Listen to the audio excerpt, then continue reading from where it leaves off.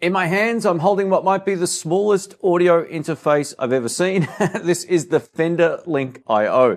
Now, given the size of this, it's not a true desk-mounted audio interface like a Focusrite 18i8 or a Motu Pre or whatever you've got, right? So it's a very different type of unit. The whole idea of this is to be portable and plug and play, and it does a really great job at that. So it will record guitar, bass, and acoustic guitar thanks to the input socket on the bottom. The big dial that's on the front is your global volume control, and overall the build quality on this is pretty solid. It does have a bit of a plasticky feel to it, much like a lot of those sort of headphone amplifiers you find, but it is weighted nicely. We get some nice silicone feet on the bottom, which helps it from sliding around on the table. Unlike a lot of conventional sound cards, this doesn't have a microphone socket on it, but it does have a pad on the side. So if you're using active pickups, which might clip the input signal, you can actually turn the pad on and it will drop that input, which I really like. To monitor your audio, we've got a single headphone output on the top. There's a USB-C cable, which allows it to connect to the computer or tablet. The blend control on the front left-hand side allows you to set the playback and real-time audio. So say, for example, you've already recorded a guitar part. You want to be able to hear that back through your headphones. You can set a balance point by using the blend control that works for the playback volume and also for the real-time capture. Sound quality wise, this is capable of 24-bit at 96 kilohertz. And one of the great things about it is there's very low latency, so you don't have to worry about lag, or at least not on the computer that I'm using. What I'm going to do in this video is set this up so it works with my Apple Mac using Garageband. Garageband's a really great free piece of software that allows you to set up drums. You can record bass, synth, guitar, all that kind of thing. And we're going to layer up a couple of tracks with this, and I'll show you what it can do. Now, before we get into it, a massive thanks to Fender for sending this out for the review. I really appreciate it. They also gave me access to the Fender Studio App, which is kind of similar to GarageBand. It's basically designed just to get you jamming. Yeah, it's not something that I'm that interested in after using it. GarageBand's definitely got the advantage if you're a creative person. You might want to write your own tracks, all that kind of stuff. It comes with everything you need. So I'm going to showcase how to use this with GarageBand today. But it's a great little audio interface, so let's set it up. Here's a quick size comparison over here between my Focusrite 18i8 and the new Fender Link I. It's actually not that much bigger than a conventional slide. Now, while this unit is quite small, it's weighted nicely and it's got some rubber or silicone feet on the bottom which allow it to not slide back and forth as easily. Now, if you're not careful, of course, this is going to come off the desk, but yeah, if you have a long enough cable, you shouldn't have any issues. So what I'm going to do now is just plug in this USB-C cable to the unit, and that is it. It's that easy. All right, let's launch GarageBand, and I'm going to set up a drums, bass, and electric guitar song or recording using the Fender Link I. So I'm going to load up GarageBand here. Now, as you can see, I've already got a project, but I'm going to start a new one.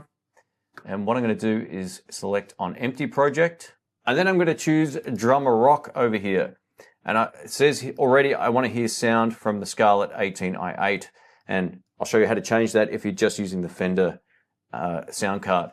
Now from here, I'm just going to bring this across. We're going to use whatever that drum track is. Sounds good. I'm just going to change the tempo, maybe make it 110.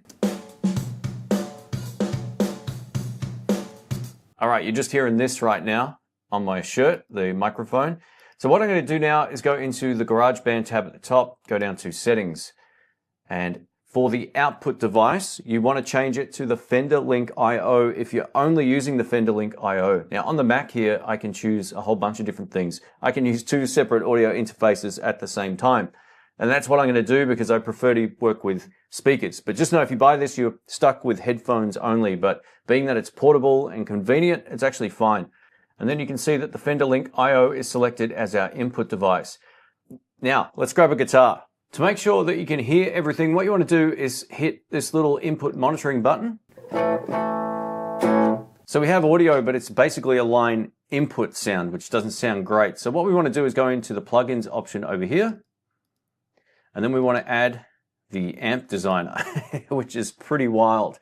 And this gives us a whole lot of cool stuff to choose from.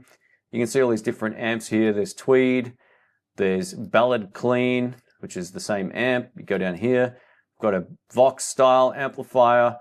There's plenty of different ones to choose from. That would be an orange. And these are just in the clean section, right? So we can do this with the crunch and distortion settings as well.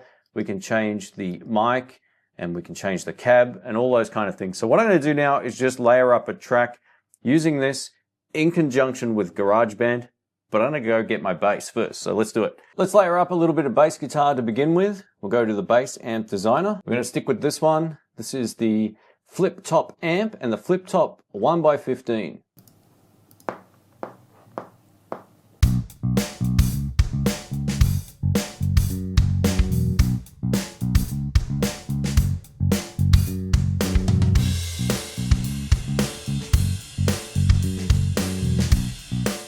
Over to some rhythm guitar.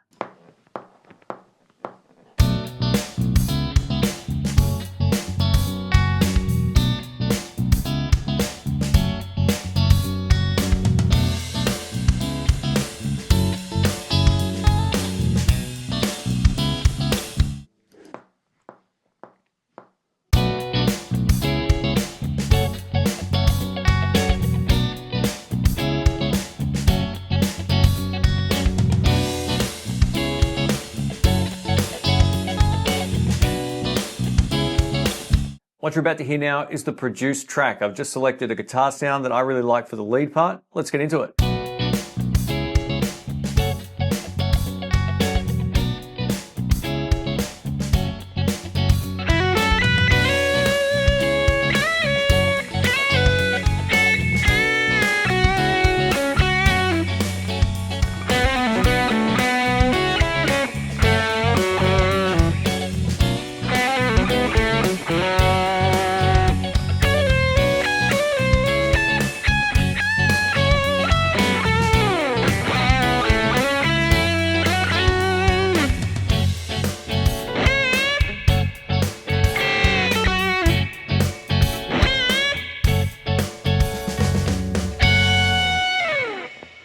So there you have it, that's the Fender Link I. Now you might be saying, hey, why didn't I test it with a mobile phone? Because I've got an old iPhone with a lightning port. It doesn't come with the appropriate cable. It comes with a USB-C to USB-C cable. So I'm unable to test that, but I thought I'd try some recordings here on the computer.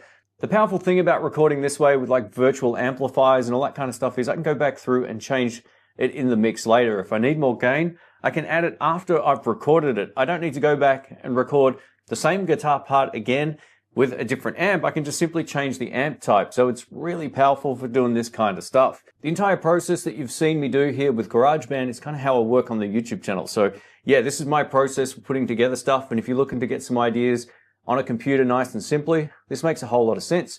Thanks to Fender for sending this out. If you want to check it out, I'll link it down in the description box. Catch you soon. See ya.